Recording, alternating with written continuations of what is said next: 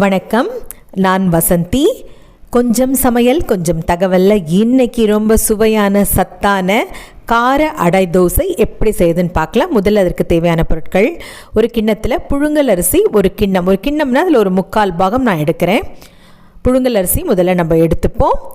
அதற்கு பிறகு துவரம் பருப்பு அதே அளவு, எந்த அளவு நான் எடுத்தனோ அதே அளவு துவரம் பருப்பு, கடலைப்பருப்பும் அதே 3/4 பாகம். பச்சரிசி பார்த்திங்கன்னா நான் ஒரு அரை கிண்ணம் தான் எடுக்கிறேன். ஏன்னா நிறைய பச்சரிசி இருந்ததுன்னா ரொம்பவும் கெட்டித்தன்மையாக இருக்கும் அடை தோசை, அதனால் அரை கிண்ணம் போருமானது. இதை நம்ம தனியாக கழுவிடுவோம். உளுந்து பார்த்திங்கன்னா நான் ஒரு கிண்ணம் உளுந்து தனியாக எடுத்து ஊற வைக்கிறேன். ஏன்னா அது முதல்ல நான் தனியாக அரைக்க போகிறேன். அதனால தான் இப்போது இதை நல்லா கழுவி குறைந்தபட்சம் வெந்தயம் கொஞ்சம், ஒரு தேக்கரண்டி வெந்தயம் நல்லா ஊற வச்சுருக்கேன். அது நல்லா ஒரு 5 மணி நேரம் ஊறின பிறகு உலர்ந்த மிளகாய் கொஞ்சம் காரமாக இருக்கணும்னு கொஞ்சம் போட்டுக்கிறோம். அதில் அந்த ஊறின வெந்தயம், இந்த பருப்புகள் எல்லாம் குறைந்தபட்சம் எனக்கு தெரிந்து 4 மணி நேரமாவது ஊறணும். வெந்தயம் கட்டாயம் ஒரு 6 மணி நேரம் ஊறணும். உளுந்து நான் ஏன் தனியாக ஊற வச்சு எடுத்திருக்கேன்னா, முதல்ல உளுந்து நம்ம அரைச்சிக்கிட்டோம்னா அது பாருங்கள் மிருதுவாக இருக்கும்.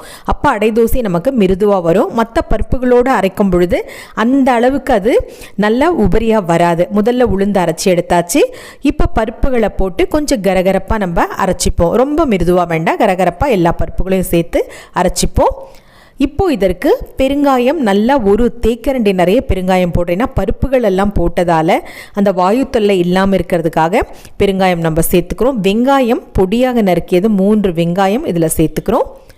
கறிவேப்பிலை, கொத்தமல்லி பொடியாக நறுக்கியது அதையும் நம்ம சேர்த்துக்கலாம். உப்பு நான் அரைக்கும் பொழுதே கல்லுப்பு சேர்த்து அரைச்சிட்டேன். ஆனாலும் கொஞ்சம் குறைவாக இருந்ததுன்னு இப்போ நான் சேர்க்குறேன். நான் அடை தோசையை பல வகைகளாக செய்யலாம். அதில் இது ஒரு வகை. இன்னுமே நிறைய வகைகள் இருக்குது, அடுத்த முறை நம்ம செய்யலாம். கைகளால் கலந்து விடுங்க. கரண்டிகளால் கலக்கிறத விட கைகளால் நல்லா கலந்து, காரம் போரலை அப்படின்னா ஒன்றும் பிரச்சனை இல்லை, தனி மிளகாய்த்தூள் நம்ம தாராளமாக சேர்த்துக்கலாம்.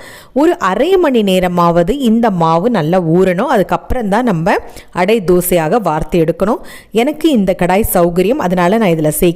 தோசை தவாலையும் நீங்கள் செஞ்சுக்கலாம். ஆனால் எனக்கு என்னவோ இந்த கடாய் ரொம்ப சௌகரியமாக இருந்ததுன்றதுக்காக எண்ணெயெல்லாம் நம்ம ஊற்றி தாராளமாக செய்யலான்ட்டு இது நான் எடுத்திருக்கேன். உங்களுக்கு எது விருப்பமோ அதை செஞ்சுக்கோங்க.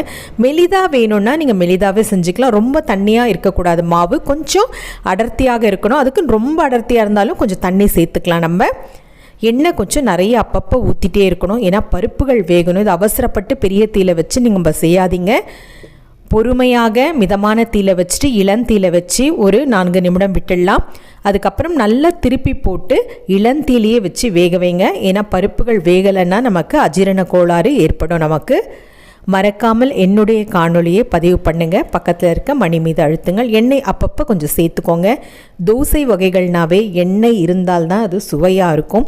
அதுவும் குறிப்பாக இந்த அடை தோசை நிறைய பருப்புகள் நம்ம சேர்க்கறதால புரத சத்து ஏராளமாக இருக்குது. இதில் வாரத்தில் ஒரு முறையாவது நம்ம இந்த அடை தோசை வீட்டில் எல்லாருமே செஞ்சு சாப்பிடணும். நிறைய புரத சத்து இருக்குது. ஒரு 2 தோசை சாப்பிட்டாவே போகிறோம், வயிறு நிறைஞ்சிரும். தினமும் இட்லி தோசை நமக்கே ஒரு சலிப்பு தட்டும் பொழுது இதை செய்யலாம். இதற்கு சரியான எண்ணெய் தேங்காய் சட்னி இல்லை வேறு ஏதாவது சட்னி வகைகள், வெண்ணெயோ வெல்லமோ ரொம்ப ரொம்ப அருமையாக இருக்கும் இதற்கு இணை. அடை தோசை தயாராகிடுச்சு. கட்டாயம் செஞ்சு சாப்பிடுங்க, ரொம்ப ரொம்ப சத்தானது. மீண்டும் சந்திப்போம். நன்றி, வணக்கம்.